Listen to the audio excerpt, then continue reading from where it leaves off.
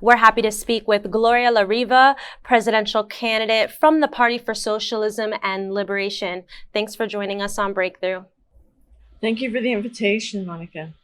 What do you anticipate will be discussed during this debate, and what do you think will be left out?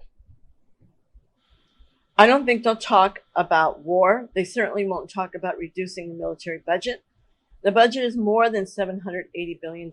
It's $1 trillion because the nuclear weapons production, the nuclear war industry, is not included in the Department of Defense. It's included in the Department of Energy, something most people don't know about.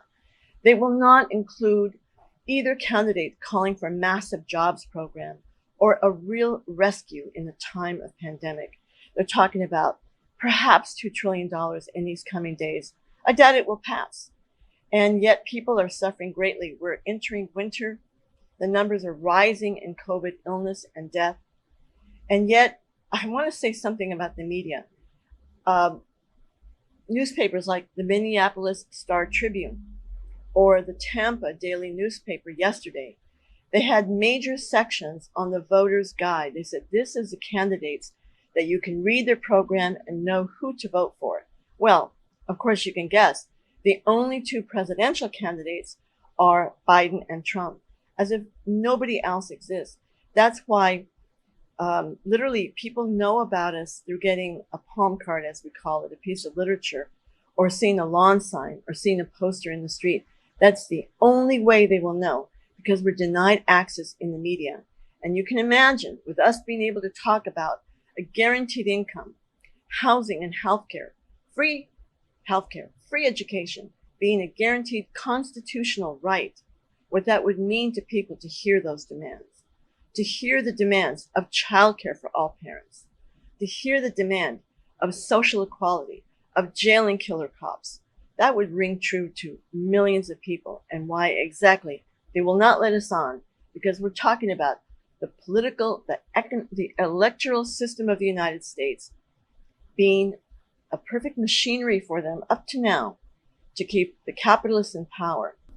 As you mentioned, Gloria, you've been on the campaign trail for the past several months, traveling to Lake Charles after hurricanes Laura and Delta hitting Portland and Rochester. As you've mentioned, this movement for Black lives against police brutality, demanding justice for killer cops. You were there on the ground talking to people rising up. What do you say about the general mood that you've been hearing from people, the concerns you've been hearing from people who are struggling and who are resisting? I think two words: resistance and dedication.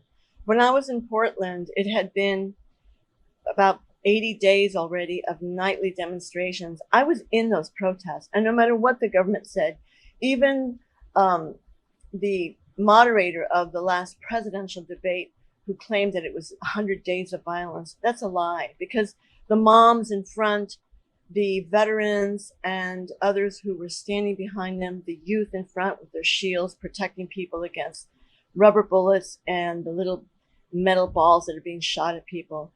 Everyone was determined to see the federal troops taken out of Portland and to see justice for the people who are victimized by the cops. I saw it in Rochester, New York, where a young man was murdered. Daniel Prude was murdered months ago. People saw that online, and they have been resisting there as well. Burlington, Vermont, Albuquerque, New Mexico. I was in Salt Lake City recently, where a young Latino man, his parents are Mexican, he was shot in the back 12 to 13 times. They fired 34 bullets at him when he was running away from them. And it's an immigrant family.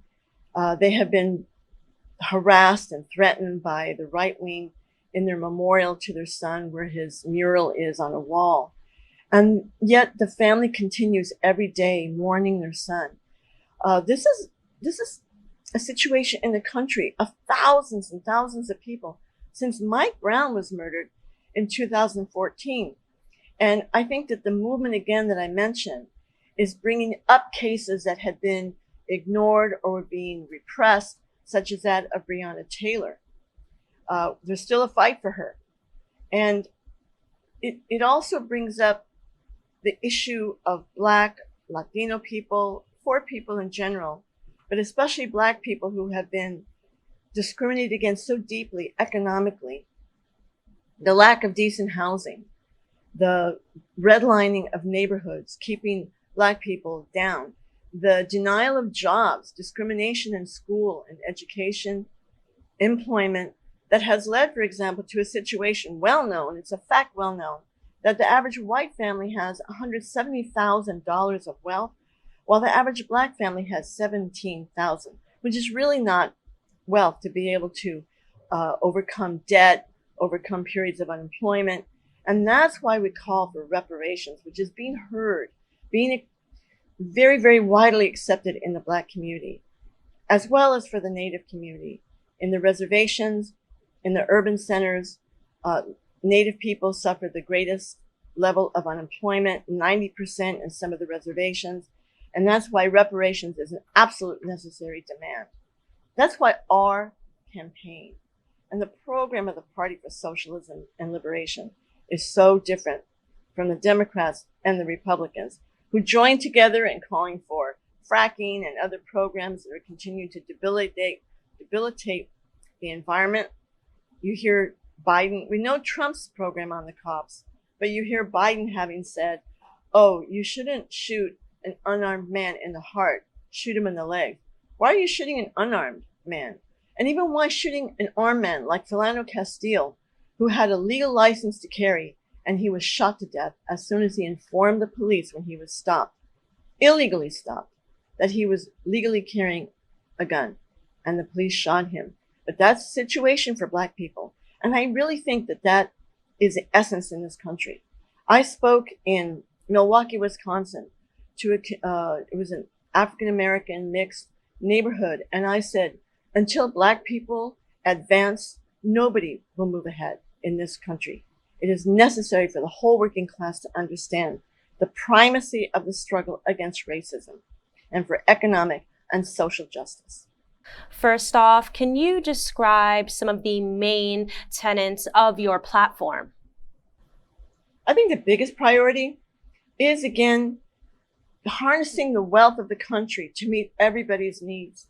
And in also doing this, calling for special programs for the Black and Native communities, the indigenous, the people who've been discriminated against so deeply by the institutions of white supremacy of this government.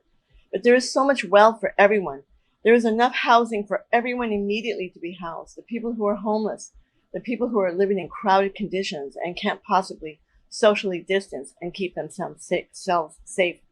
I've been on the campaign trail for months now, basically 3 months across the country in dozens of cities. And we have more here in the South where I am right now in Pensacola, Florida, going on a route through Birmingham, Alabama, Fayetteville, Arkansas, and other cities. And the common response from people is that they need an income. They don't know what to do because they've been laid off, because they don't know how to pay the rent, because even if there's a moratorium on evictions, they know that the inevitable is coming. And that's why it will take more than an election.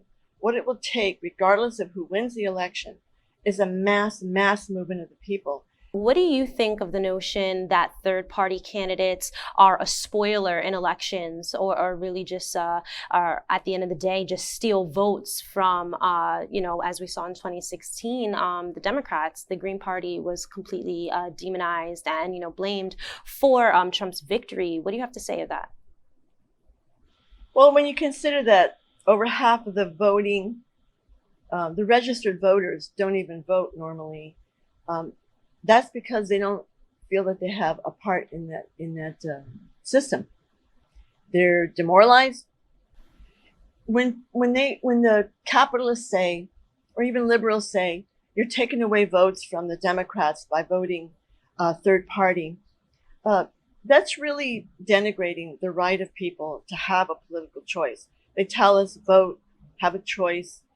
You can't really complain unless you voted.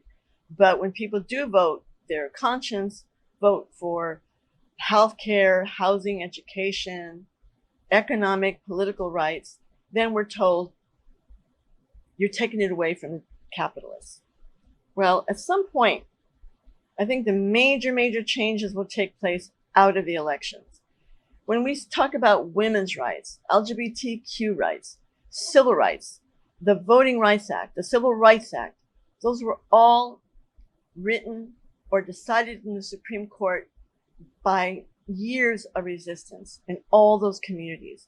Those politicians and those judges simply ratified what was happening at large in the population. And that's going to happen again. We're already seeing some changes because of the Black Lives Matter movement. Certainly, the symbols of white supremacy are being taken down, torn down, removed. And consciousness, more than anything, is changing in the larger population. But it will continue to need from us resistance and organization. Certainly, the PSL has grown greatly in size by people who want to fight, people who know that capitalism is not the answer and that they want something different. People looking to socialism, where every human being has a right to a life of dignity because we create all the wealth. The working class creates everything of wealth and nothing runs without us. It's time we were in power. Gloria La Riva, presidential candidate from the Party for Socialism and Liberation. Thanks for joining us on Breakthrough.